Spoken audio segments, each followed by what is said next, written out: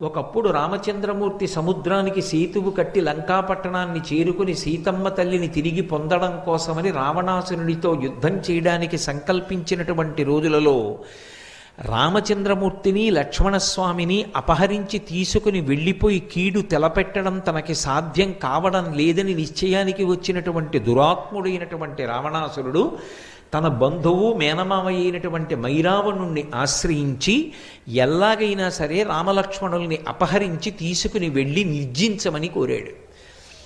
ఆ రోజులలో స్వామి హనుమ తన యొక్క వాలము చేత తోక చేత ఒక పెద్ద ప్రాకార నిర్మాణం చేస్తుండేవారు రాత్రివేళ.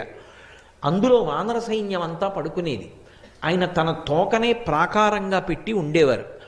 ఆ తోక దాటి వెళ్ళడం లోపలికి ఎవరికి సాధ్యమయ్యేది కాదు. ఈ వార్త మైరావణుడికి వెళ్ళింది. రామలక్ష్మణుల్ని అపహరించాలి. ఎలా అపహరించడం?